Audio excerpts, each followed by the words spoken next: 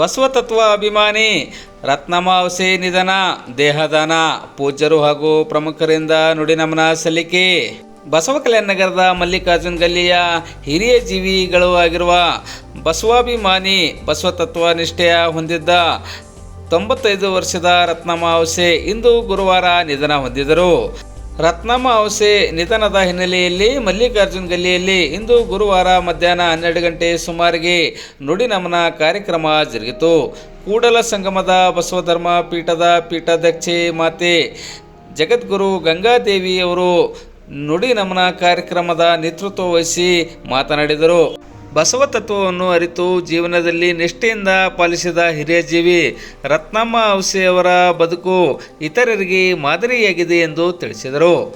ಕಳೆದ ಏಪ್ರಿಲ್-ಮೇ ತಿಂಗಳಲ್ಲಿ ಬಸವ ಕಲ್ಯಾಣ ನಗರದಲ್ಲಿ ಮಹಾತ್ಮ ಬಸವೇಶ್ವರ ಜಾತ್ರಾ ಮಹೋತ್ಸವದ ನಿಮಿತ್ತ ನಡೆದ ದೇಹದಾನ ಶಿಬಿರದಲ್ಲಿ ದೇಹದಾನಕ್ಕಾಗಿ ಘೋಷಣೆ ಮಾಡಿ ನೋಂದಣಿ ಮಾಡಿಸಿದ ರತ್ನಮಾವಸೆ ಅವರ ದೇಹವು ಇಂದು ಅವರ ಕುಟುಂಬಸ್ಥರು ಬೀದರ್ನ ಬ್ರಿಮ್ಸ್ ಆಸ್ಪತ್ರೆಗೆ ಹಸ್ತಾಂತರಿಸುವ ಮೂಲಕ ರತ್ನಮಾವಸೆ ಅವರ ವಾಗ್ದಾನವನ್ನು ಅವರ ಕುಟುಂಬಸ್ಥರು ಈಡೇರಿಸಿದ ಪ್ರಸಂಗ ಜರುಗಿತು. ಬಸವ ಕಲ್ಯಾಣದ ಬಸವ ಮಹಾಮನೆಯ ಪೂಜ್ಯ ಶ್ರೀ ಸಿದ್ದರಾಮೇಶ್ವರ ಸ್ವಾಮೀಜಿ, ಅನುಭವ ಮಂಟಪದ ಸಂಚಾಲಕರಾದ ಶ್ರೀ ಶಿವಾನಂದ ಸ್ವಾಮೀಜಿ, ಶಾಸಕ ಶರಣು ಸಲಗರ, ಬಸವೇಶ್ವರ ದೇವಸ್ಥಾನ ಪಂಚಕಮಿಟಿ ಅಧ್ಯಕ್ಷ ಬಸವರಾಜ್ ಕೋರ್ಕೆ, BDVC ಉಪಾಧ್ಯಕ್ಷ ಡಾಕ್ಟರ್ GS ಬುರಳೆ, ರಾಷ್ಟ್ರೀಯ ಬಸವದಳದ ತಾಲೂಕು ಸಂಚಾಲಕ ರವೀಂದ್ರ ಕೊಳ್ಕೂರ್ ಸೇರಿದಂತೆ ಪೂಜ್ಯರು, ಪ್ರಮುಖರು, ಗಣ್ಯರು ಹಾಗೂ ಬಸವಾಭಿಮಾನಿಗಳು ರತ್ನಮಾವಸೆ ಅವರ ನುಡಿನಮನ ಕಾರ್ಯಕ್ರಮದಲ್ಲಿ ಭಾಗವಹಿಸಿ ಅಂತಿಮ ದರ್ಶನ ಪಡೆದರು. ಕೆಲವರು ಬಂಧು ಬಳಗ ಎಲ್ಲರಿಗೂ ಮಕ್ಕಳು, ತಂದೆ, ಮಕ್ಕಳು, ಅಣ್ಣ ಏನಂತಂದ್ರೆ ಅಣ್ಣ, ತಮ್ಮ, ಸೊಸೆಂದ್ರು, ಮಕ್ಕಳಿಗೆ ಎಲ್ಲರಿಗೂ ಏನಂದ್ರೆ ಧೈರ್ಯವನ್ನು ಕೊಡು, ಆತ್ಮಬಲವನ್ನು ಕೊಡು ಅಂತ ತಿಳ್ಕೊಂಡು ಹೇಳಿ ನಾನು ಲಿಂಗದೇವನಲ್ಲಿ ಪ್ರಾರ್ಥನೆ ಮಾಡಿ, ಗುರು ಬಸವಣ್ಣನವರಲ್ಲಿ ಪ್ರಾರ್ಥನೆ ಮಾಡಿ ನನ್ನ 2 ಮಾತುಗಳನ್ನ ಮುಗಿಸ್ತೇನೆ. ಬಸವಲಿಂಗಾಯ ನಮಃ.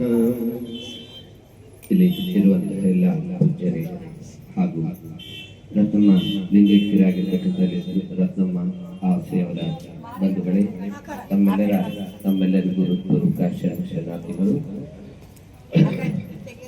ಎಮ್ಮವರಿಗೆ ಸಾವಿಲ್ಲ, ಸಾವೆಂಬುದು ಸಯವಲ್ಲ.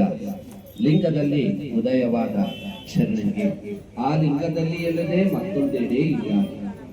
ಗುರು ಬಸವಣ್ಣನವರ ವಾಣಿಯಂತೆ ಯಾರು ಇಷ್ಟಲಿಂಗ ಪೂಜೆಯನ್ನು ಮಾಡಿ ಗುರು ಬಸವಣ್ಣನವರನ್ನ ಭಕ್ತಿಯಿಂದ ಅರ್ಚಿಸಿದಂತಹ ಅವರಿಗೆ ಮುಕ್ತಿ ತಾನಾಗಿ ಕೈಲಿರುತ್ತದೆ ಎಂಬಂತೆ ಇಂದು ರತ್ನಮ್ಮ ಆಸೆಯವರು ಲಿಂಗೈಕ್ಯರಾಗಿದ್ದಾರೆ.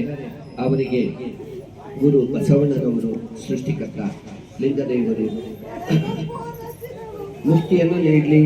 ಒಂದು ವೇಳೆ ಮುಕ್ತಿ ಇಲ್ಲದೆ ಮತ್ತೊಮ್ಮೆ ಜನ್ಮಗಳಿಗೆ